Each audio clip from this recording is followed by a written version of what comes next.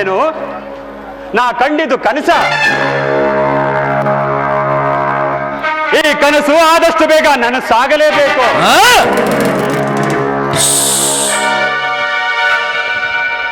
ಓ, ಸೀತಾ ನನ್ನ ಕಡೆನೆ ಬರ್ತಾ ಇದ್ದಾಳೆ. ಸಮಯ ಸಾಧಿಸಿ ಬೇಟೆಯಾಡಬೇಕು.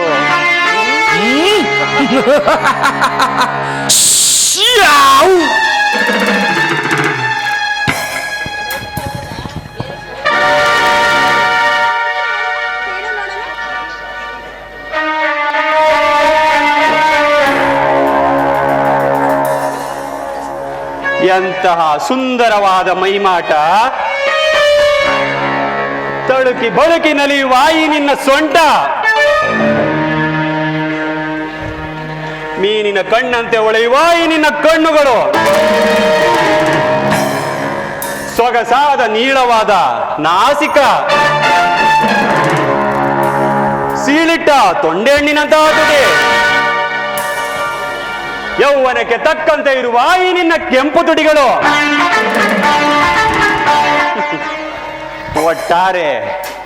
ಒಟ್ಟಾರೆ ಸೇರಿಸಿ ಹೇಳಬೇಕಂದ್ರೆ ಹಸಿದು ಬಂದ ಹೆಬ್ಬುಲಿಗೆ ಮಾಂಸಾಹಾರಿ ಹೇಗೆ ಇಷ್ಟ ಆಗುತ್ತೋ ಹಾಗೆ ಕಾಮದಾದಿಂದ ಬಳಲುತ್ತಿರುವ ಈ ಜಗತ್ತಿನಿಗೆ ಈ ನಿನ್ನ ಸುಂದರವಾದ ಅನುಭವಿಸಿದಾಗಲೇ ತೃಪ್ತಿ. ಬಾಸೀತಾ,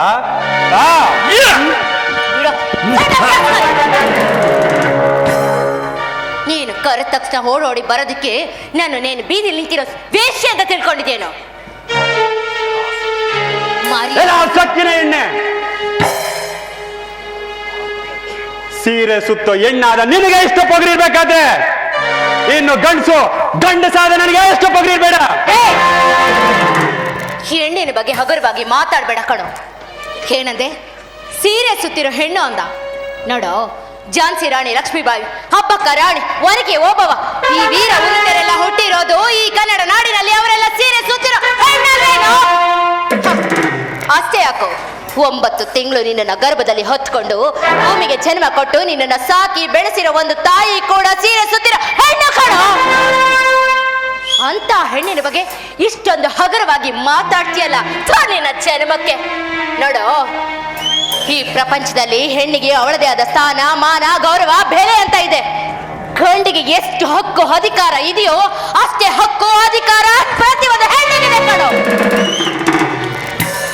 ನೋಡೋ, ಇನ್ನೊಂದ್ಸರಿ ಹೆಣ್ಣಿನ ಬಗ್ಗೆ ಹಗುರವಾಗಿ ಮಾತಾಡಿದ್ದ ಆದ್ರೆ ಇವಳು ನಾರಿ ಕಣೋ. ನಾರಿ ಆಗಿರ್ದೆ ನಿನ್ನ ಪಾಲಿಗೆ ಮುನಿದ ಮಾರಿ ಆಗಿರ್ತಾಳೆ. ಚಾರ್ಲಿ,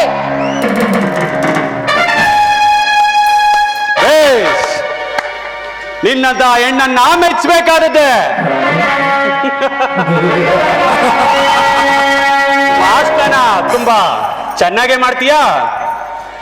ಎಲೆಕ್ಷನ್ಗಾದ್ರೂ ನಿಂತ್ಕೋ, ಗೆದ್ದು ಮಿನಿಸ್ಟರ್ ಆದ್ರೂ ಆಗ್ತೀಯಾ. ಎಲ್ಲ ಸೊಕ್ಕಿನ ಎಣ್ಣೆ, ನಿನ್ನ ಇಷ್ಟೊತ್ತು ಮಾತನಾಡಲು ಬಿಟ್ಟಿದ್ದೇ ನನ್ನ ತಪ್ಪಾಯ್ತು.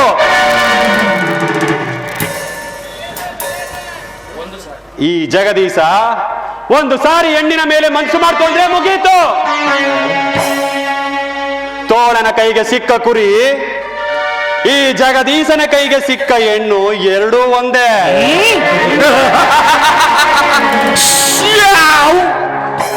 ನೀನು ಈ ಕೆನ್ನೆಗೆ ಇಟ್ಕೊಟ್ಟು ಬಿಸಿ ಮುಡ್ಸಿದ್ಯಲ್ವಾ, ಅದಕ್ಕೆ ಪ್ರತಿಫಲವಾಗಿ ನಾನು ನಿನಗೇನಾದ್ರೂ ಉಡುಗೊರೆ ಕೊಡ್ಲೇಬೇಕಲ್ವಾ. ಈಗ ನಾನು ನಿನಗೆ ಕೊಡೋ ಉಡುಗೊರೆಯನ್ನ ನೀನು ಸಾಯೋವರೆಗೂ ನೆನ್ಸ್ಕೊಂಡು ಕೊರಗಿ ಸಾಯ್ತಾ ಇರ್ಬೇಕು. ಬಾಸೀತಾ, ಕಮಾನ್.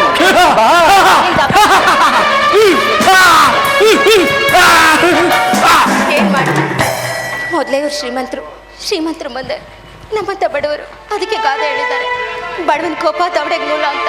ಇವನಿಂದ ಹೇಗಾದ್ರೂ ಮಾಡಿ ತಪ್ಪಿಸ್ಕೊಬಿಡ್ಬೇಕು. ಅಟ, ನಿಮಗೆ ಕೈ ಮುಗಿತೀನಿ. ನಿಮ್ಮದು ಅಮ್ಮಯ್ಯ, ನಾನು ಕೈ ಮಾಡಿದ ತಪ್ಪೆ. ದಯವಿಟ್ಟು ನನ್ನನ್ನು ಕ್ಷಮಿಸ್ಬೇಕು. ಏನು, ನಿನ್ನನ್ನ ಬಿಟ್ಬಿಡ್ಬೇಕಾ? ನಿನ್ನನ್ನ ಬಿಡೋದು ಕಲ್ಲ ಕಣೆ ಹಿಡ್ಕೊಂಡಿದ್ದು. ಬಾರೆ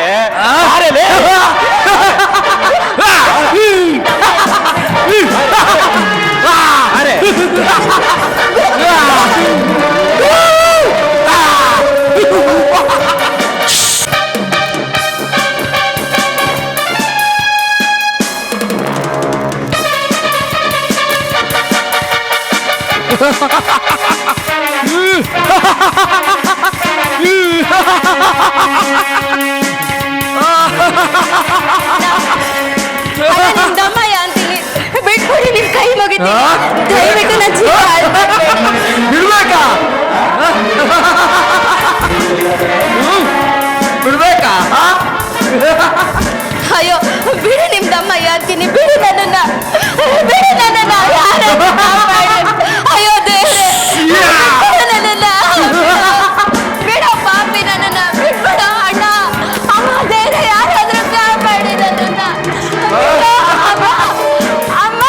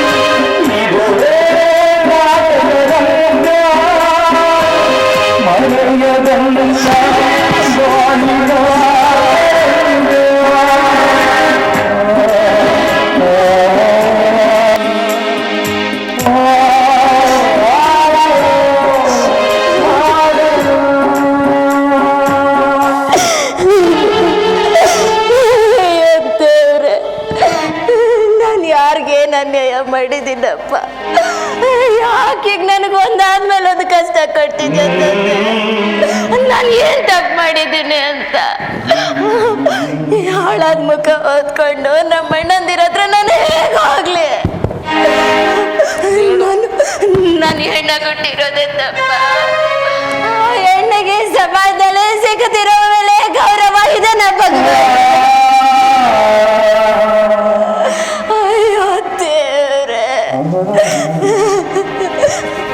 ಪಾಪಿ ನನ್ನ ಶೀಲನೇ ಹಾಳು ಮಾಡಿಬಿಟ್ಟ. ಆದರೆ ನನ್ನಿಂದಾಗಿ ನಮ್ಮ ಅಣ್ಣಂದಿರು ನಮ್ಮ ಅಕ್ಕನ ಜೀವನ ಹಾಳಾಗಬಾರ್ದು. ಬಡವರಾದ್ರೂ ಮಾನನ್ನೇ ಪ್ರಾಣ ಅಂದ್ಕೊಂಡು ಹಂಚಿಕೊಂಡು ಬದುಕ್ತಾ ಇರೋ ಕುಟುಂಬ ನಮ್ಮದು. ನನಗೀಗಾಯ್ತು ಅಂದರೆ ನಮ್ಮಕ್ಕನ ಯಾರು ಮದುವೆ ಮಾಡ್ಕೋತಾರೆ? ಅವಳು ಬದುಕು ಹಾಳಾಗ್ಬಿಡುತ್ತೆ. ನಾನು ಈ ಥರ ಅಂತ ಗೊತ್ತಾದ್ರೆ ನಮ್ಮ ಅಣ್ಣಂದಿರ ಜೀವ ಕಳ್ಕೊಳ್ಳಿಲ್ಲ. ಇಲ್ಲ, ಯಾವುದೇ ಕಾರಣಕ್ಕೂ ನಮ್ಮ ಅಣ್ಣಂದಿರಿಗಾಗ್ಲಿ ನಮ್ಮ ಅಕ್ಕಂಗಾಗ್ಲಿ ಏನೂ ಆಗಬಾರ್ದು, ಏನೂ ಆಗಬಾರ್ದು ಅಂತಂದ್ರೆ ನಾನು ಬದುಕಿರಬಾರ್ದು. ನನಗೆ ಉಳಿದಿರೋ ಒಂದೇ ದಾರಿ ಅಂತ ಆತ್ಮಹತ್ಯೆ. ಹೌದು, ನಾನು ಆತ್ಮಹತ್ಯೆ ಮಾಡ್ಕೋಬೇಕು. ಆತ್ಮಹತ್ಯೆ ಒಂದೇ ಉಳಿದಿರೋ ದಾರಿ. ಯಾರಮ್ಮ ನೀನು? ಆತ್ಮಹತ್ಯೆ ಮಾಡ್ಕೊಳ್ಳುವಂತ ಪ್ರಸಂಗ ಆದ್ರೂ ಏನಮ್ಮ ಬಂತು ಇವಾಗ? ನನ್ನ ಹೆಸರು ಸೀತಾ ಅಂತ. ನನ್ನಂತ ಪಾಪಿಷ್ಟೇ ಭೂಮಿ ಮೇಲೆ ಬದುಕಿರಬಾರ್ದು. ಏನಮ್ಮ ಹೇಳ್ತಾ ಇದ್ದೆ? ಸ್ವಲ್ಪ ನಿಂತ್ಕೊಳ್ಳಮ್ಮ. ನಿನ್ಗೆ ತಲೆಗಿಲೆ ಕೆಟ್ಟಿದ್ದೇನು? ಆತ್ಮಹತ್ಯೆ ಮಾಡ್ಕೊಳ್ಳೋದು ಏಡಿಗಳ ಲಕ್ಷಣ. ನೋಡಮ್ಮ, ಯಾರಾದ್ರೂ ಏನಾದ್ರು ಅಂದ್ರೇನಮ್ಮ, ಅಥವಾ ನಿನ್ನ ಮನೆಯಿಂದ ಹೊರಗಟ್ಟಿದ್ರ? ಹೇಳಮ್ಮ, ಹೇಳು. ಸರ್, ಒಂದು ಸರಿ ಭೂಮಿಯಿಂದ ತೆಗೆದು ಭತ್ತನ ಅಕ್ಕಿ ಮಾಡಿ ಅನ್ನ ಮಾಡಿದ್ಮೇಲೆ ಅದೇ ಅನ್ನನ ಭೂಮಿಗೆ ಬಿತ್ತು ಮತ್ತೆ ಬೆಳೆ ತೆಗಿಯೋಕ್ಕಾಗುತ್ತಾ ಸರ್? ಆ ರೀತಿ ಆಗೋಯ್ತು ಸರ್ ನನ್ನ ಬಾಳು. ಏನಮ್ಮ ಹೇಳ್ತಾ ಇದ್ಯಾ? ಈ ನಿನ್ನ ಒಗಟಿನ ಮಾತುಗಳು ನನಗೊಂದು ಅರ್ಥ ಆಗ್ತಾ ಇಲ್ಲ. ಅದೇನು ಅಂತ ಸರಿಯಾಗಿ ಬಿಡಿಸಿ ಹೇಳಮ್ಮ. ಒಂದು ಬೆಂಕಿ ಕಡ್ಡಿಯಿಂದ ಬೆಂಕಿನ ಹಚ್ಚಿದ ಮೇಲೆ ಆ ಕಡ್ಡಿನ ಬೀದಿಗೆ ಬಿಸಾಕ್ತೀವಿ. ಅದೇ ಕಡ್ಡಿಯಿಂದ ಮತ್ತೆ ಬೆಂಕಿ ಬರ್ಸೋದಕ್ಕೆ ಸಾಧ್ಯನಾ ಸರ್? ಹಾಗೆ ನನ್ನ ಬಾಳ ಕೂಡ ಒಬ್ಬ ನಯ ವಂಚಕರಿಂದ ನನ್ನ ಶೀಲನೆ ಹಾಳಾಗೋಯ್ತು.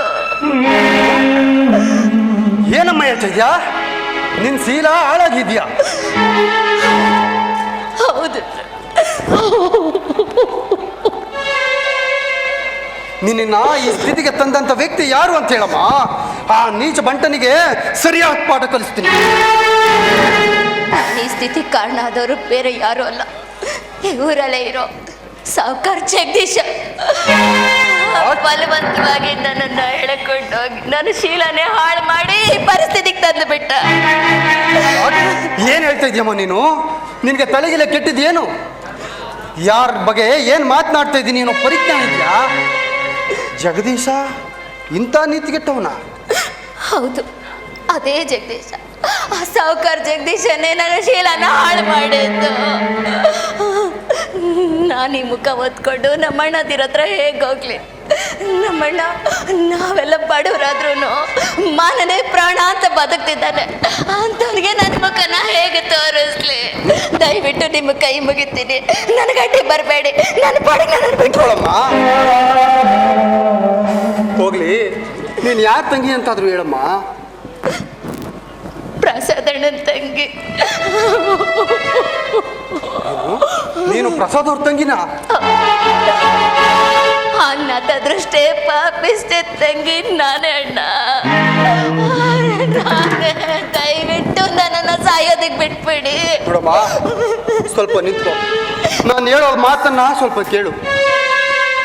ಆಮೇಲೆ ನೀನೇನು ಬೇಕಾದ್ರೂ ಮಾಡ್ಕೊ. ನಾನು ನಿನ್ನ ಮಾತ್ರ ತಡೆಯೋದಿಲ್ಲ. ಹೇಳಿ ಅಣ್ಣ, ನಮ್ಮ ಅಣ್ಣನ ಥರ ಬಂದಿದ್ದೀರಾ, ಅದೇನು ಹೇಳಿ.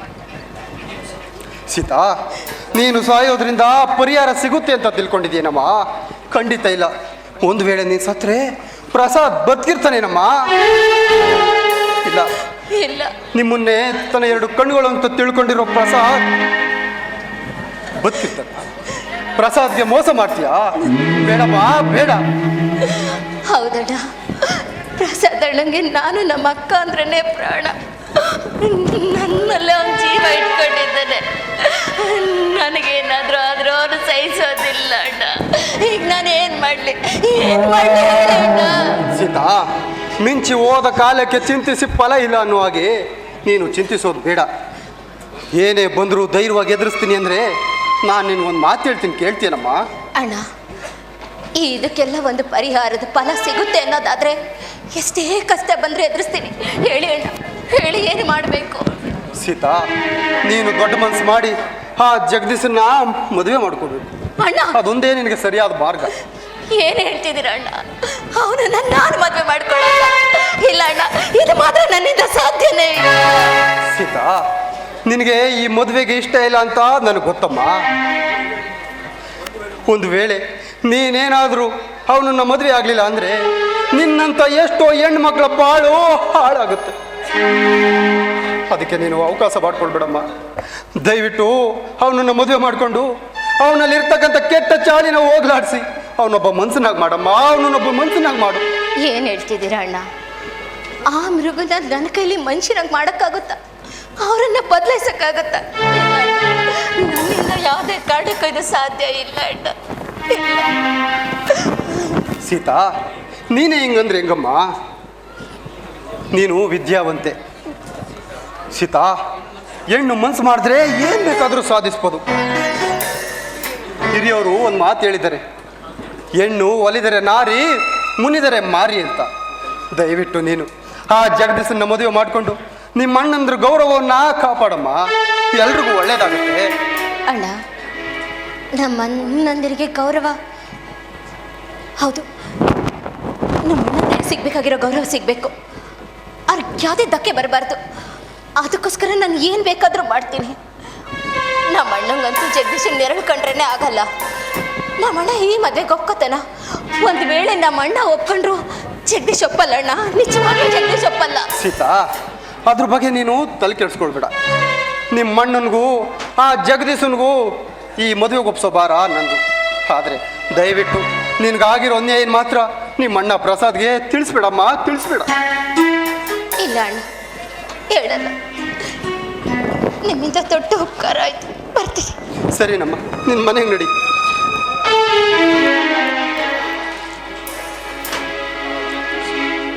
ಸೀತಾಳನ್ನ ಈ ಮದುವೆಗೆ ಒಪ್ಪಿಸಿದ್ದಾಯ್ತು. ಏನಾದರೂ ಮಾಡಿ ಸಮಾಧಾನದಿಂದ ಜಗದೀಶನ್ನ ಈ ಮದುವೆಗೆ ಒಪ್ಪಿಸಲೇಬೇಕು. ಈ ಪ್ರಸಾದ್ಗೆ ಇಲ್ಲಿ ನಡೆದಿರೋ ವಿಷಯ ಗೊತ್ತಾಗಲೇಬಾರ್ದು. ಇದರಿಂದ ಏನು ಬೇಕಾದರೂ ಅನಾಹುತ ಆಗ್ಬೋದು. ಈ ವಿಷಯನ ಮೊದಲು ಅಮರಕ್ಕೆ ತಿಳಿಸ್ಬೇಕು.